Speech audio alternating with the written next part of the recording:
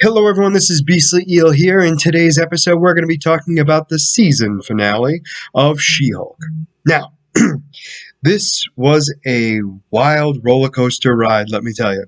So, if you have not seen this episode, I advise you to pause this video, watch the episode, and then come back because there are going to be lots of spoilers ahead and things that I promise you would have no idea was real unless you saw it. Trust me. So, anyway, we're going to start right from the beginning of the episode. Jen gets arrested. She loses her powers. The big thing here, though, and I wasn't positive if I wanted to mention it or not, but I think it's important. The opening credits was a spoof on the original Incredible Hulk opening, which I thought was really funny. And so they had it in the 70s. They all looked like they were from the 70s. They had the real actress who plays She-Hulk be She-Hulk in the opening, which I thought was kind of cool. Overall, I thought it was a great intro to and recap of what has happened. So all that happens, and then obviously she has her powers taken away, and she's got an inhibitor chip. She was put in a cell. Part of her parole was that she had to wear a inhibitor chip to make sure that she does not go angry Hulk ever again. So she wants to automatically go after the people who uploaded her sex tape. And unfortunately, her lawyer is basically saying, we got to focus on your case more than hunting after these people because we need to make sure that you're okay first. And so during this, she has to go back home. She loses her apartment. All this stuff happens, right? And she's now back at home, miserable as all hell, with her family, trying to figure out and pull the pieces together on who the heck is the person behind the website. And as, things happen and everything else, her paralegal comes in. Granted, her paralegal still works for the firm. Comes in and tries to cheer up Jen. Gets a video of Jen in college being a drunk idiot, like we all are. And she uploads it to the site, and they invite her, thinking she's a man, to their meeting against She-Hulk. So she gets the male lawyer of the division to actually go in, and she has him with an earpiece in to basically state, like, I need you there, and I'm going to help you out as best as possible. So during this, Jennifer realizes, you know what? I need to get away. So she goes to see Abomination. He's not there, but they give her a room and everything else, and she starts looking around. So she starts looking around for Abomination. And while this is going on, our friendly neighborhood lawyer comes into the meeting, and come to find out, the rich guy who kept trying to get with She-Hulk but kept failing, was there and is the leader of the group. And in fact, he thinks that no woman should have the power given to them, and that it should be for those who are worthy, aka men. There should be no female Thor, none of this, right? That's the whole point of their group. And I find that so true. In the sense of, hear me out, it's the sense of how Marvel fans have been reacting to these shows and movies, and they are picking on them big time, and I love that. I love that they're making fun of misogyny. Love it, love it, love it. But anyway, we continue on. So it come to find out, not only they have the him there, Abomination is there as well. He comes in and is doing a speech and everything else, and this is when Jennifer comes in, and then now Jennifer's like, what the heck's going on?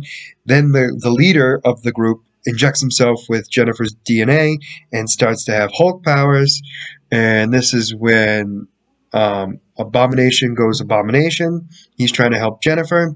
Then Bruce Banner comes through the roof.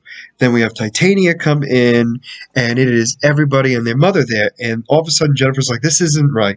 This shouldn't be happening." And all of a sudden, we get a cutscene of the search window of Disney Plus.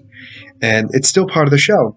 She breaks out of She-Hulk, jumps into Marvel's Assembled, and starts looking for the reason why her finale is so ridiculous. So she starts hunting around for it, and they start talking about Kevin, and she needs to talk to Kevin. And everyone's talking about him as some sort of god, and she's just not having it. She's going to go talk to him. So she gets to the office of his, and it turns out that Kevin is not a person. It's an AI that created the cinematic universe. And so the two of them begin to talk and explain that they're doing exactly what they've done in every other show, where a man has to save her. It's her show. Let her end it her way is what she wants, right? And so it agrees. Kevin agrees to this and the fact that it will be different, and because of that, it is all for this new change. Because she wants it in more of a comedic way and ending on her terms, not in the way that the MCU normally does things. There's a couple of jokes in there. She starts asking about the X-Men. She also talks about, wanting Daredevil back. And that she explains that she wants Abomination to take responsibility for his actions. She doesn't want Bruce to come save her because she's a strong, independent woman that don't need no man. Especially her cousin. That Titania shouldn't be there, and that the villain is a villain. The power is not the villain, so he doesn't need powers. He's a villain by himself, and that's all he needs to be. And we see that, and Kevin agrees to it, and she's like, "Am I going to be? Am I going to be in the big screen?" And it's mentioned like that, and Kevin goes, "No." She's like, "Oh, that stinks."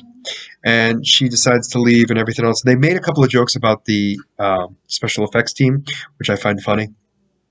But overall, very good. So she gets back, and everything goes the way she wanted to. Abomination gets arrested because he broke his parole. The guy who controls the website is going to be sued legally.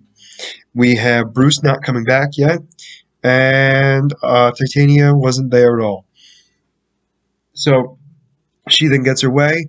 Daredevil comes in to kind of swoop in to help out, but it's already too late, and she's excited to see him. They have, after all that, they have family dinner together, and a little bit later, she goes into, she goes into the courtroom, and they're explaining, are you going to make him? What happens to all the evildoers out there? They're going to pay for their actions, and they're going to be held responsible, legally as Jennifer, or as the super being She-Hulk. She said both. So we're going to see her playing both roles, obviously. And then when she has family dinner, Matt Murdock is there, and the family is asking a lot of inappropriate questions about how much money he makes. Are they going to have children? All this stuff, right? And then we have Bruce come in, and Bruce is in his Smart Hulk form, and what we see there is he has a son, and that's how it ends, right? And then there's an after credit scene where Abomination is taken out of the high security facility by Wong. So it'll be interesting to see what happens overall on the MCU. So we know that we're going to be dealing with Hulk's son. We're going to be dealing with, because it's not technically Bruce's son, it's the Hulk's son. And I know it sounds weird when I say it, but it's factual. And we're going to have to deal with the fact that She-Hulk is most likely going to be in Daredevil. I think it's been confirmed. And then we know that Abomination is going to be in the Thunderbolts, so we'll have to wait and see how that all plays out. But overall, this was such a different episode, breaking the fourth wall in a way that changed the outcome of the episode, which I think was amazing. I personally think that this made it definitely in the top level of series just for the finale itself. Now, definitely not my favorite series of all, but still definitely moved up significantly after that final episode because of just how well done it was and how it picked on the so-called fans who've been hating this show from the get-go just because it's a female Hulk. And overall, I just find that hilarious, and I loved every second of it. And I hope you guys did too. So let me know what you guys thought in the comments below. Did you like this episode? Did you like the series overall? I know there were some times that, for me, there were some lulls. But overall, I did like the series. It was different, it was unique, and that's why I enjoyed it. Also, if you like the content you see, please like and subscribe below. Other than that, this is going to be Beastly Eel signing out. Have a good night.